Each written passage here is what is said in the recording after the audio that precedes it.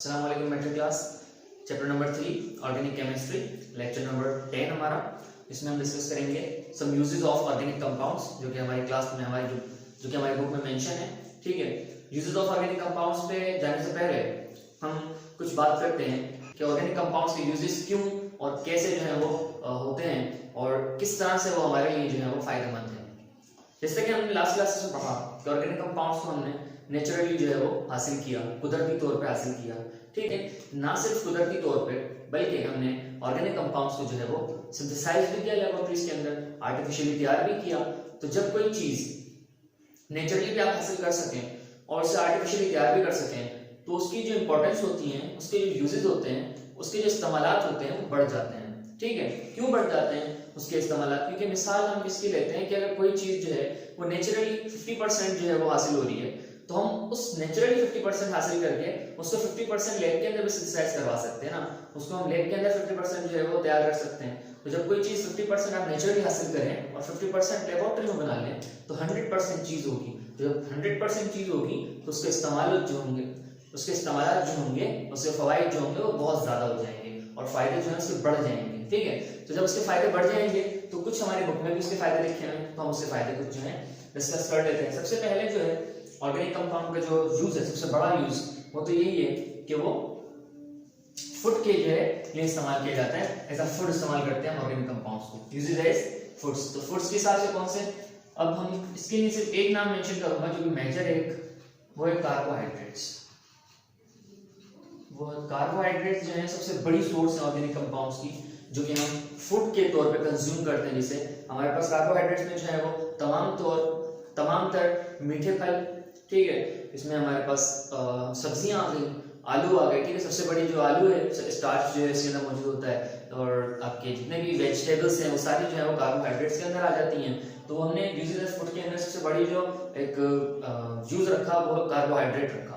Carbohydrate के जरिए हम सबसे ज्यादा ऑर्गेनिक कंपाउंड को कंज्यूम करते हैं और उनके फवाइद भी जो है वो बहुत ज्यादा हैं। और कार्बोहाइड्रेट्स होते क्या हैं इसको इंशाल्लाह हम चैप्टर नंबर 4 में डिस्कस करेंगे।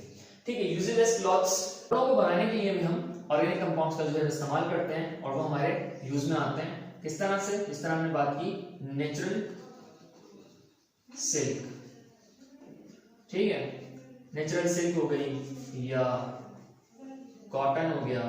ठीक है, ये आपके पास क्या है, ये नेचुरली आपको मिलते हैं सिल्क और कॉटन। जो सिल्क है आपको कीड़े से मिलता है।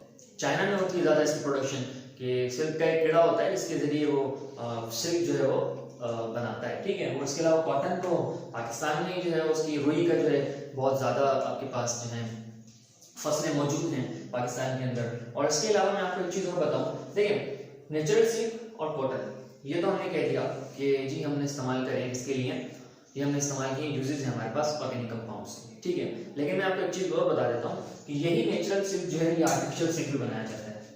ठीक है, यही नेचुरल सिल्क जो है वो आर्टिफिशियली तैयार किया जाता है, इसे हम कहते हैं आर्टिफिशियल सिल्क। ठीक है, और कॉटन भी जो है वो आर्टिफिशियल कॉटन तैयार की जाती है अब लैब्स के अंदर, लेबोरेटरीज के अंदर। ठीक है, और एक और मैं यहाँ पर लिख देता हूँ चीज, इसे हम कहते हैं नायलॉन। नायलॉन, ठीक है जी। इसके अलावा और भी जो हमारे पास दूसरे कपड़े आ रहे होते हैं, रेशमीन जो है, ठीक है ना, वो सब जो है वो लैब के अंदर तैयार हो जाते हैं। ठीक है, पहले तो कुदरती तौर पे हासिल किए जाते थे, लेकिन अब जो है वो नेचुरली भी ऑब्टेन किए जाते हैं।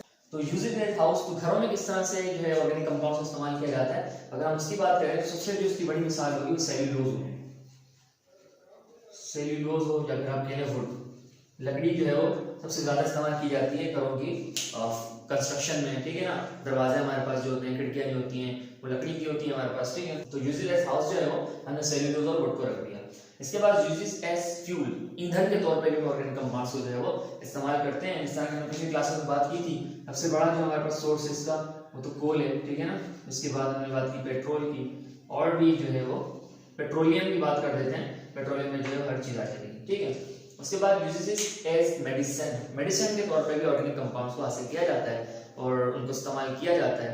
तो किस तरह से इस्तेमाल किया जाता है, हम क्या करते हैं, डिफरेंट पौधों से, डिफरेंट जो है दरख्तों से उनके कंपोनेंट्स को हासिल करते हैं और उनको लेबोरेटरी के अंदर सिंथेसाइज करके मेडिसिन बनाते हैं। सिंथेटिक मेडिसिन जो है वो तैयार की जाती हैं लेबोरेटरीज में, वो ऑर्गेनिक कंपाउंड्स को ही लेके जो है इस्तेमाल करते हैं। जैसे हम पुराने जमाने के लिए सुना करते थे कि कोई जड़ी बूटी हमने इस्तेमाल करी तो उससे क्या हुआ, उससे फलां बीमारी जो है वो हम सही हो गई, ठीक है, ठीक हो गए हम। लेकिन अब क्या हो गया, अब जैसे कि जब आपकी पॉपुलेशन बढ़ती जाती है, तो जब पॉपुलेशन बढ़ती है तो ऑर्गेनिक कंपाउंड्स जो हैं वो कम होते जाते हैं। तो जब ऑर्गेनिक कंपाउंड्स कम होते जाते हैं तो उनको लेबोरेटरी के अंदर जो है वो सिंथेसाइज किया जाता है। इसीलिए जो है हमने ऑर्गेनिक केमिस्ट्री को केमिस्ट्री ऑफ लाइफ कह दिया कि हर चीज जो है जिंदगी की ऑर्गेनिक केमिस्ट्री से हमें मिलती है, कि हम जो है सिंथेसाइज करके चीजों को लैब के अंदर तैयार करते हैं और मेडिसिन जो है वो बनाते हैं। जैसे हमारे पास जो दवाएं हैं, सबसे बड़ी जो हम दवा की बात करें एंटीबायोटिक्स,